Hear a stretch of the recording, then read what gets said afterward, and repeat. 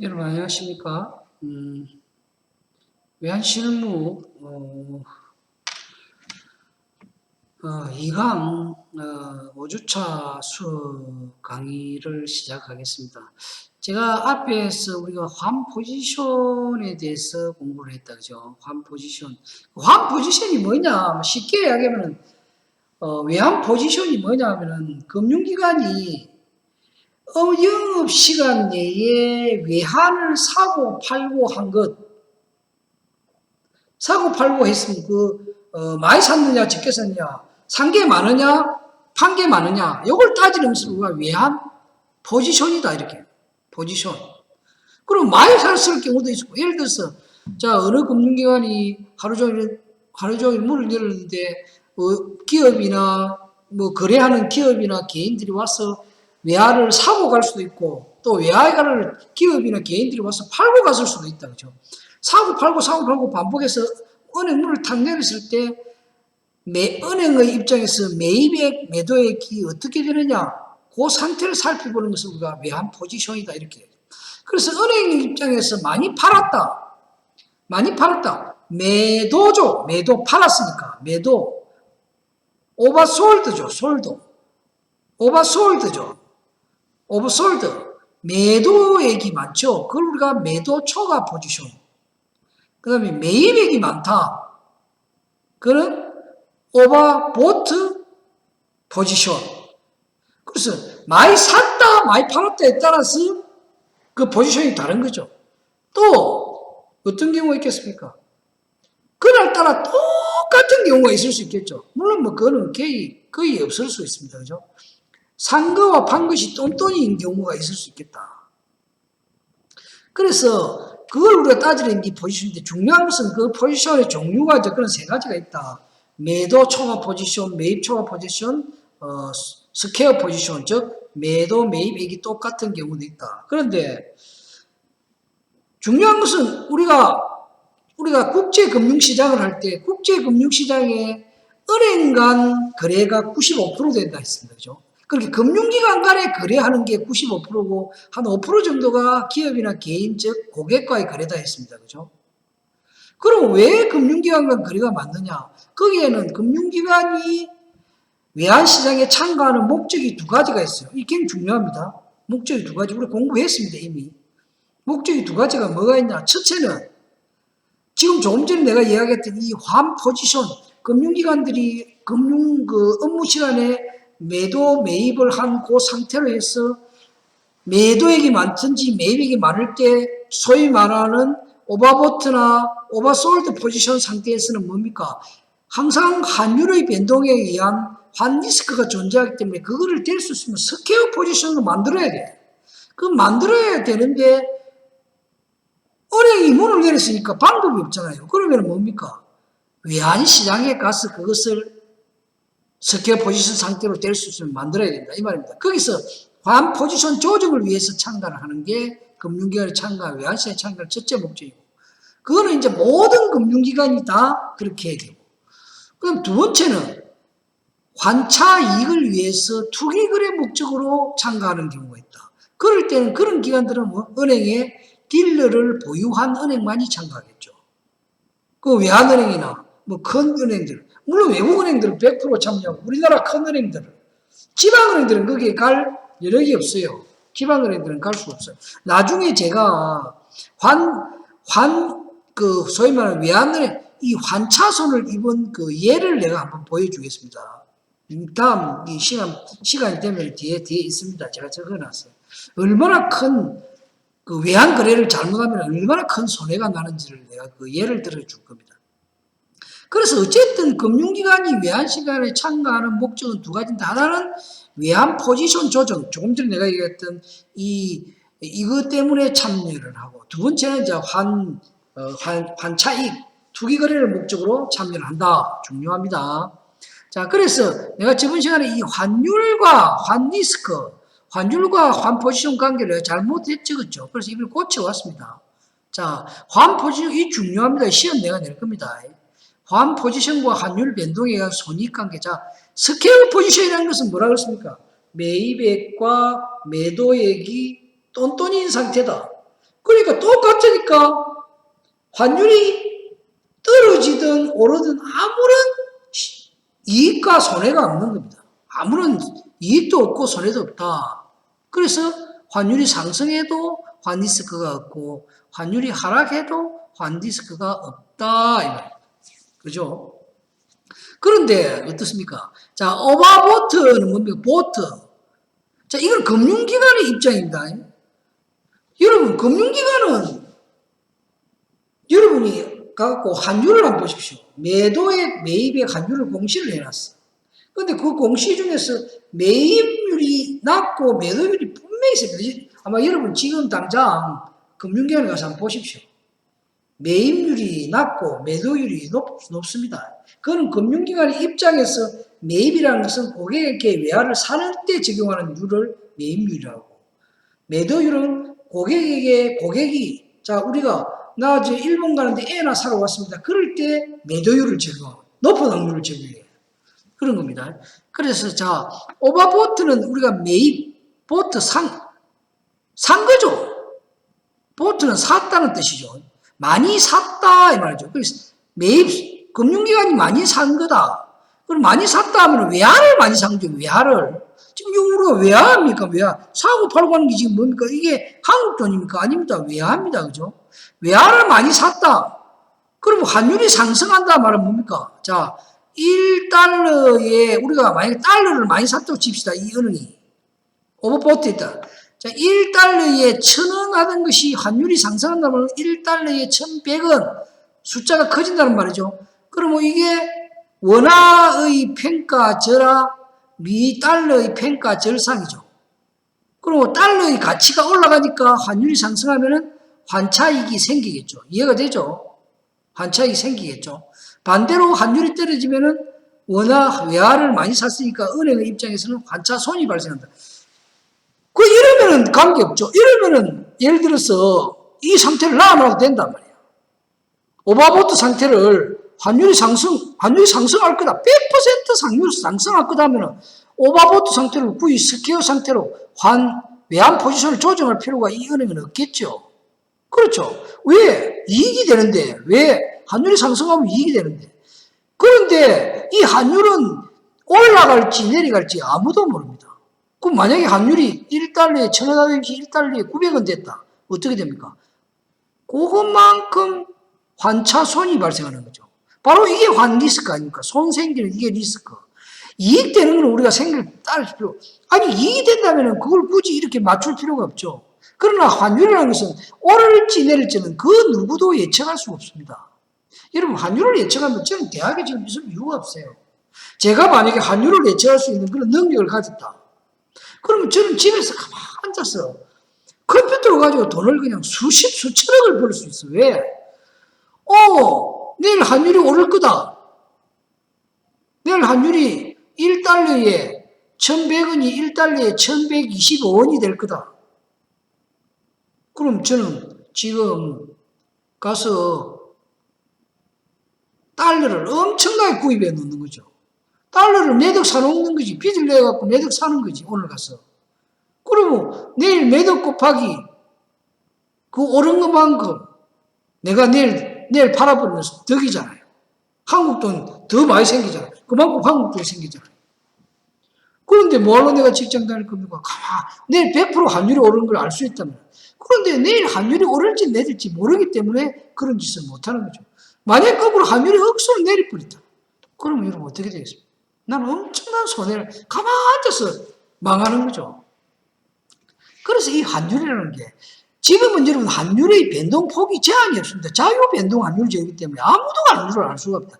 그렇기 때문에 뭡니까? 그런 위험성, 이 한차손이 발생하는 위험성을 없애기 위해서 스퀘어 상태로 만드기 위해서 어디에? 장이 끝났으니까 외환시장에서 많이 샀으면은 좀 팔아버려서 이 꼴을 만든다.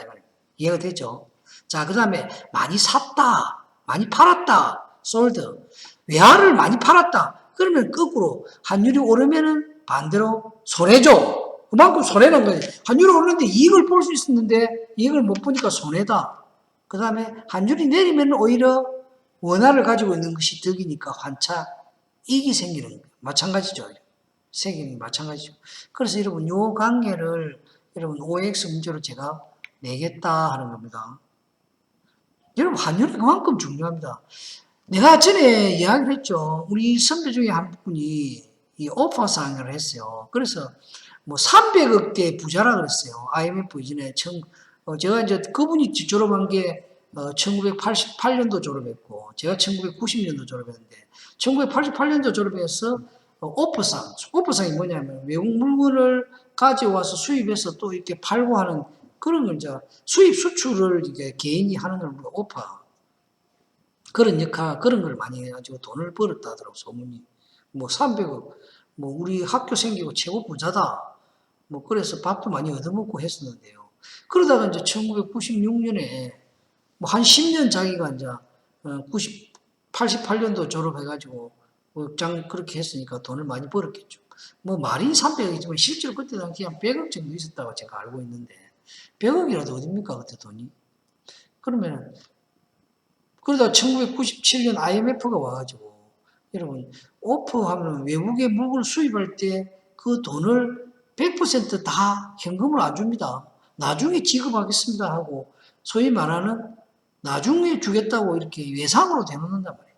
그런데 뭔가 1997년 우리가 외환 위기가 왔잖아요. 외환 위기가 오니까 뭔가 환율이 1달러에 100원 하던 게 1달러에 1000원씩 이래 버렸다. 그러니까 10배, 뭐 억수로 뛰어버렸다. 그러니까 어떻습니까? 내가 1억을 갚아야 될 돈이 있으면은, 워낙 1억을 갚아야 되면, 내가 10억 이상에 갚아야 되는 그런 사태가 와서 그분이, 이 실화입니다, 실화. 내가 여러분, 환율이 그만큼 쫄딱 망해가지고, 떼거리가 없을 정도로 제한테 돈도 빌려가고 있습니다. 50만 원만 좀 빌려주소. 얼마만 좀 빌려주소. 그래가지고 창원에서 그냥 정신이 약간 없는 상태를 지금 그분이 내 뭐 하는지 참 궁금합니다. 에? 궁금해요. 여러분 그런 일이 있을 수 있다 이 말이야. 그만큼 이 환율이라는 게 굉장히 무서운 겁니다. 그러면 그럴 때는 뭐 해야 되느냐? 그럴 때는 우리가 선물한 거래라고 있어. 선물한 거래. 선물한 거래 내가 좀 배울 거예요. 선물한 거래는 뭐냐면은 자, 내가 지금 외국에 1억 달러치를 사. 근데 외상에 1억 달러 있어. 그런데 지금의 환율로 미래에 내가 석 달 뒤에 내 그 돈을 갚을 건데 그때 환율을 적용해서 내가 갚는 게 아니고 지금의 환율을 그대로 적용해서 갚겠습니다 하는 게 선물한 거래라. 그 선물한 거래를 해버리면 상관이 없죠. 지금 환율대로 내가 1억 갚아야 된다. 그럼 뭐 6개월 뒤에도 1억 갚는단 말이에요. 그게 선물한 거래라. 현물한 거래는 지금 돈을 주고받고 지금 환율대로 돈을 주고받고 하는 걸 현재의 물가대로 거래한다 해서 현물한 거래. 현재의 물가대로 환거래를 한다 해서 현물한 거래. 선물한 거래는 뭡니까? 미리 나중에 줄 거지만은 지금의 환율을 적용해서 나중에 줄 것으로 계약을 하는 거래를 선물한 거래라. 그러면 우리 선배라는 그분이 선물한 거래를 해놨으면 예를 들어서 IMF가 생기도 뭡니까? 환율이 올라가더라도 적용 환율이 계약할 때 당시에 환율로 적용하면 아무런 문제가 없는 거죠. 그러니까 현물한 거래와 선물한 거래를 동시에 해놓으면 되는데 그걸 우리가 무슨 거래를 합니까? 우리가 앞에서 배웠죠. 서확 거래를 한다. 서확 거래. 서로 다른 결제일과 거래 방향이 다른 것을 동시에 해놓는 거래를 우리가 서확 거래. 그 서확 거래의 대표적인 게 뭡니까? 현물한 거래와 선물한 거래를 동시에 하는 것. 그게 서확 거래다. 그 서확 거래의 목적이 뭐냐? 바로 환 리스크 방지입니다. 환 리스크 방지다 말이에요. 그러면 그분이 이 서확 거래를 해놨으면 뭡니까? IMF가 생기든 무슨 전쟁이 일어나든 자기가 계약할 때 환율을 그때 그대로 적용하면은 그 돈만 갚아주면 되는데 그걸 안 해놓은 거지. 그랬으니까 엄청나게 환율이 오르니까 뭔가 감당을 못하고 부도가 나서 망해버린다. 여러분 모르면 당하는 겁니다. 모르면 당하는 거다. 그거는 여러분 지식이 아닙니다. 그냥 우리가 알아야 되는 상식일 수가 있어. 그 사업하는 사람은 그런 걸, 그래서 우리 형님도 그러더라고. 저번에 내보고. 중국에 수입을 해요. 그 중국에 수입하는데, 우리 원화 가치가 달러가 딱 환율이 올라가서 죽겠다. 이러는 거야. 아니, 그러면 선물한 거래를 해서 한게는 뭐냐. 중국은 외환 자유화가 안 돼서 선물한 거래가 안 된다. 선물한 거래를 할 수가 없다. 맞죠? 중국은 선물한 거래고, 외환 거래가 없습니다. 왜 없느냐? 중국은 외환이 자유화 안 됐어. 중국은 일반적으로 저가 원하는 대로 해. 중국은 또 그런 거래를 안 해. 그냥 현금으로 주라 하고. 그러면 오른 대로 줘야 되고. 예를 들어서 오늘 계약했는데 모레 돈 줘야 된다. 그럼 모레 오른 걸로 그대로 현금을 줘야 된다. 그래서 참 힘들다. 그런 이야기를 들었습니다. 이제 그런 경우는 특별한 경우고. 그렇지 않고 중국을 뺀 대부분의 국가는 뭡니까? 외환 자유하고 이런 소위 말하는 파생상품 거래가 잘 되고 있어요. 그러면은 현물한 거래하면서 선물한 거래를 동시에 계약을 해놔놓으면 내가 6개월 뒤에 지금의 환율로 그대로 결제하겠습니다. 그렇게 되는 거지. 그걸 우리가 환리스크 회피, 그걸 우리가 해칭 거래, 다른 말로 해칭 거래를 합니다. 환 리스크를 회피하기 위해서 하는 거래, 해칭, HEDGE, 해칭 거래 합니다. 해칭 거래. 자, 여러분 알겠죠? 그래서 이 환율이라는 게 굉장히, 그래서 기업하는 사람들은 이 환율 관리, 이게 굉장히 어려운 부분입니다. 그래서 반드시 이 환율에 관한 전문가를 외환 국제 담당을 그래서 그럼 요즘 특히 이제 글로벌 시대 아닙니까? 뭐 기업들이 해외에 나가서 장사하고 하는 거는 뭐 모든 기업이 다 다국적 기업화되어 있기 때문에 어떻습니까? 바로 그런 업무를 하는 직원이 꼭 필요하다. 그리고 저도 이제 한때 여기 오기 전에 모 기업에서 어떤 사장님이 그랬어요. 그 사장 아들이 제한테 그 무역, 소위 말하는 이런 거래 이런 걸 공부해가지고 이제 그 2세 경영을 하는데 그 회장님이 내보고 그러더라고. 이 교수, 당신이 우리 아들들은 가르치고 우리 하더라고. 요 해외 파트, 뭐 환율 관리도 좀 해외 파트를 책임지고 총괄 책임지고 해주면은 제가 월급을 그냥 억대 연봉 이상으로 해서 주겠어. 좀 와서 해줘. 제가 그 제의가 왔습니다. 여기 오기 전에 내가 2015년도에 요 남이당에 왔는데요. 2014년도에, 4년 초에 그런 제의를 받았어요. 창원대학에 제가 그 강의를 하고 있을 때. 그래서 그 아들을 제가 이제 제자입니다. 공부를 시켜서. 저 아들은 무역에 대해서 모르고 환율에 대해서 몰랐는데, 이제 창원대학으로 이제 편입해가지고, 그래서 이제 공부를 해가지고 이렇게 아들하고 같이 이제 그 해외 파트 총괄 사장으로 제가 오면은 뭐 돈은 뭐 원하는 대로 주겠다. 제가 고민을 참 많이 했습니다. 왜 고민을 여러분 했는 거 압니까? 여러분 한번 잘 들어보면 왜 고민을 했느냐. 그 회장님도 제 수업을 듣고 소위 말하는 제자입니다. 제자. 야간 대학 석사 창원대학에 있을 때. 그런데 자, 제가 그 회사에 가지 않을 때는 그분과 저는 동등한 관계입니다. 그죠? 어찌 보면은 내 제자니까 뭐 가부를 따질 필요는 없지만 따져본다면은 제가 따지는 이유는 뭐냐면은 뭐 제자와 스승 사이에 갑과 을이 없죠. 동등하죠. 동등한 관계단 말이에요. 관계인데 그 회장님이 그러더라고. 자기 아들하고 와서 총괄 사장으로 해주면 돈을 많이 주겠다. 제가 그때 돈이 좀 없었을 때 유혹이 많이 생겼어요.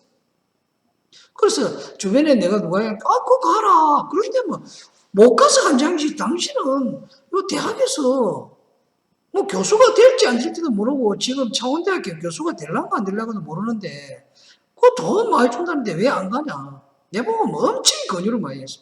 내가 고민을 참 많이. 그런데 그게 조건이 있었어요. 무슨 조건이 있었느냐. 뭐 토요일 일요일도 아마 나와서 일을 해야 될 수도 있다. 해외 파트이기 때문에. 제가 그 이야기를 듣고 제가 고민에 빠졌습니다. 돈을 생각하면 제가 제가 갔을 겁니다. 억대를 준다는데 가죠.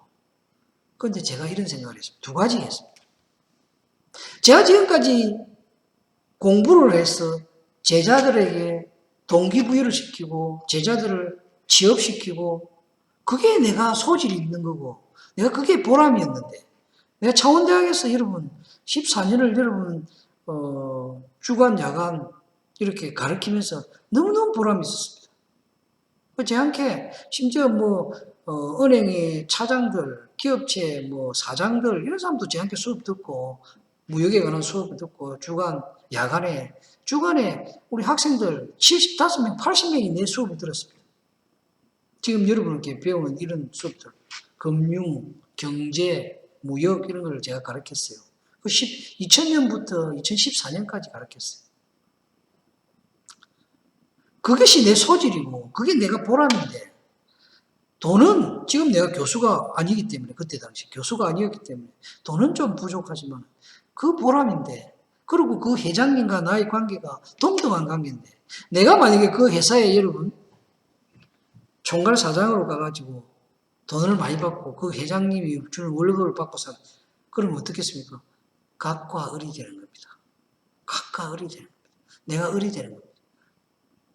그 다음에 또 하나. 근데 거기 가서 회사의 일은 내가 해보지를 않았어. 다시 배워야 돼. 그런 일들. 물론 아는 업무니까 쉽겠지만 그 일을 나는 다시 또 신입사원처럼 일을 했어요. 해야 되고. 토요일, 일요일도 나가서 일을 해야 돼.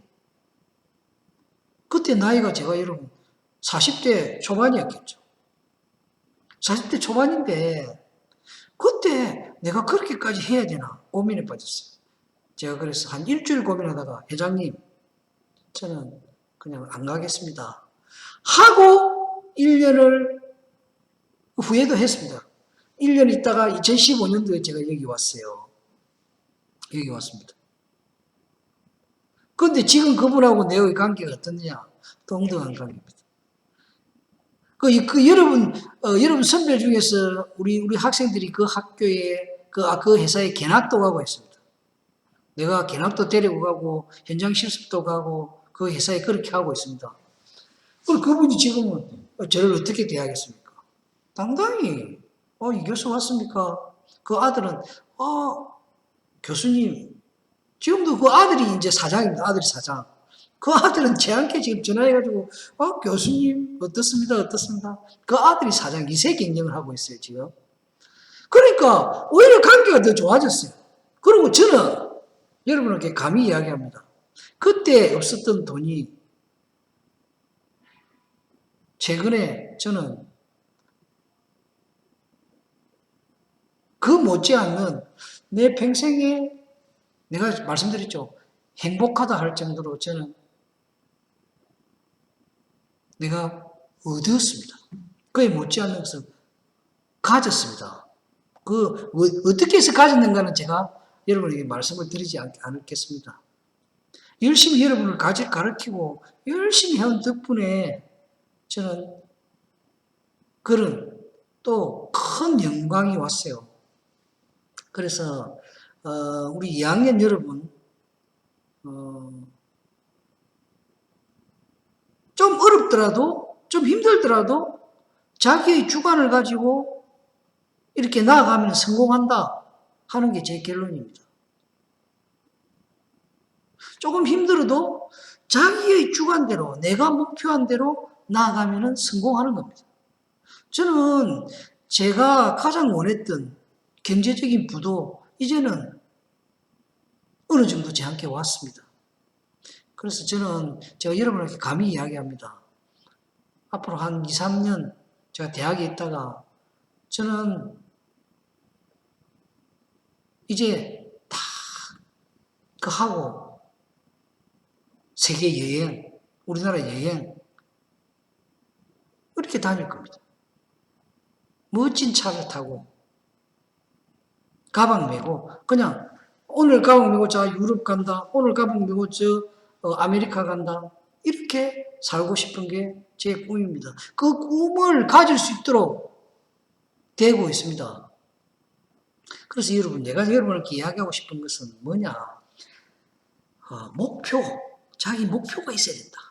꿈이 있어야 된다. 그 꿈을 가지고 가면은 성공한다. 성공한다.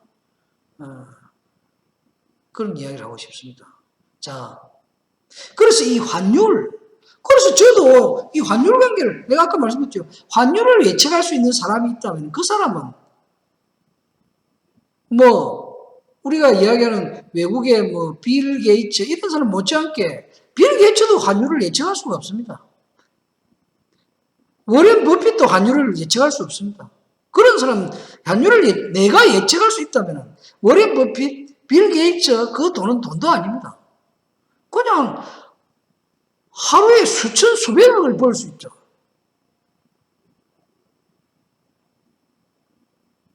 그런 세상이.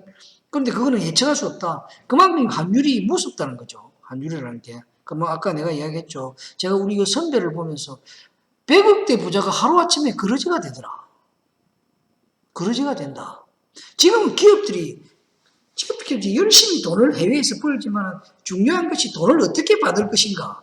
이게 굉장히 중요하다. 그래서 사실은 국제무역 파트에 아주 그 엘리트들이 가서 근무를 하고 있습니다. 기업마다.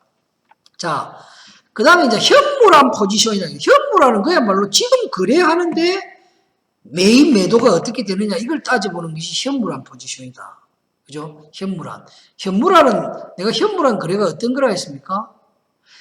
이 영업일 이내에 계약을 체결하고 이 영업일 이내에 자금의 수도 결제가 이루어지는 걸 현물한 거래를 했습니다. 이 영업일을 총각하는 게 현물한 거래를 했습니다. 그죠?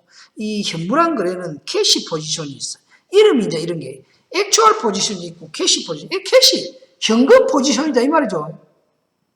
캐시라는 게 현금. 자, 그래서 이거는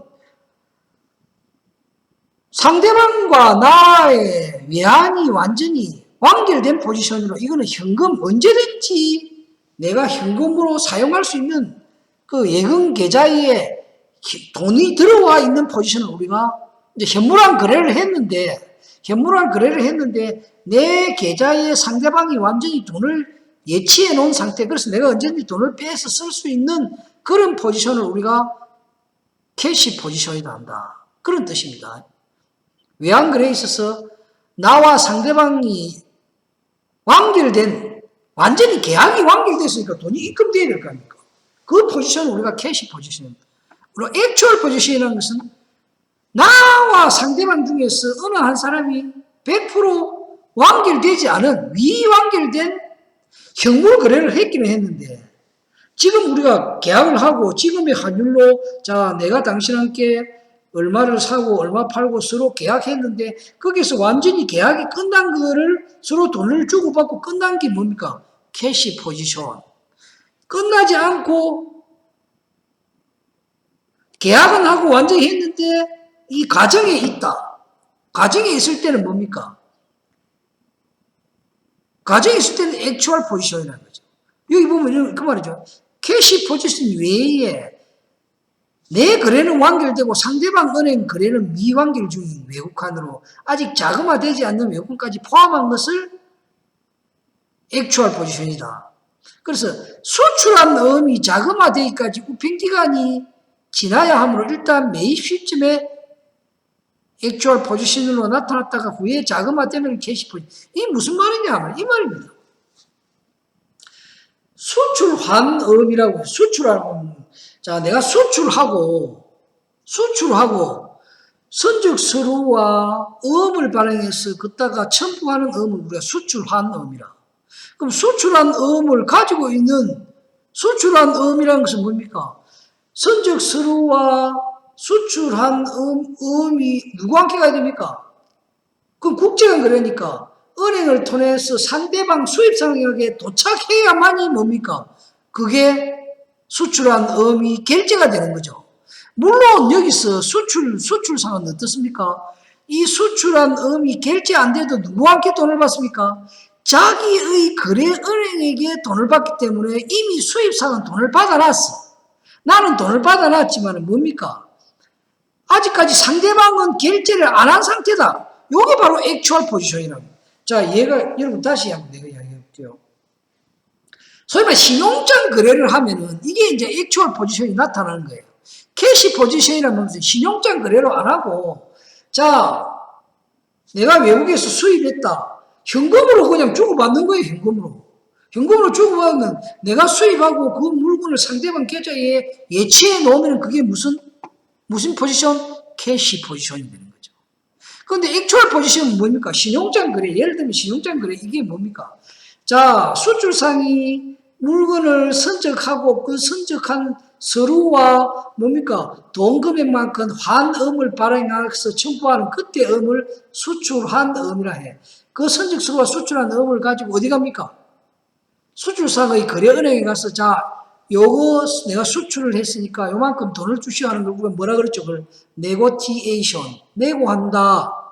은행이 매입한다 이 말이죠. 매입. 그래서 은행에 가면 은행 직원이 그걸 선적 서류가 맞는지 수출한 음이 이 가짜가 아닌지 막 조사해가지고 오케이 서류가 맞다면 그 자리에서 바로 수출상에게 돈은 바로 줘버립니다. 그런데 그거는 원래는 그 돈은 수입상이 줘야 되는데 왜 은행이 주느냐?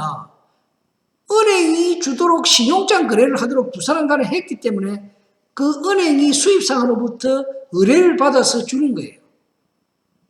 그럼 주고 나면은 그 은행은 뭡니까? 그 선적 서류와 수출한 음을 수입상이 있는 그 나라의 수입상의 거래은행에다가 보내요. 그러면 그 보내면은 그 수입상이 그 은행이 다시 그 돈을 수출상에 있는 은행에게 돈을 보내줘. 그리고 수입상이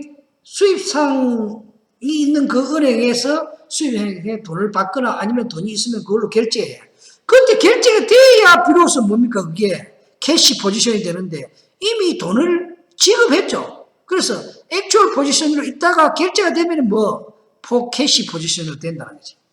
여러분 이해가 되죠? 그러니까 수출상의 은행은 이미 수출상에게 돈을 주고 그 서류를 수입상의 상대방 나라에다가 보내가지고 그 우편기간이 있기 때문에 그때 뭡니까? 액추얼 포지션 상태가 진행이 되는 거죠. 그래서 수입상이 결제를 딱 하면 뭔 상태로? 캐시 포지션이 된다. 여러분 이해가 됩니까? 이게 바로 현물환 거래야. 현물환 거래에서 캐시 포지션과 액추얼 포지션이 나타날 수 있다. 여러분 이해가 안 되면 다음에 제가 또 설명을 해드리도록 그렇게 하겠습니다. 자, 여러분 너무 많이 하면 머리가 아프죠? 머리가 아프죠? 액추얼 포지션은 바로 신용장 거래 시에 나타나는 경우입니다. 좀 쉬었다가 가겠습니다. 여러분 고맙습니다.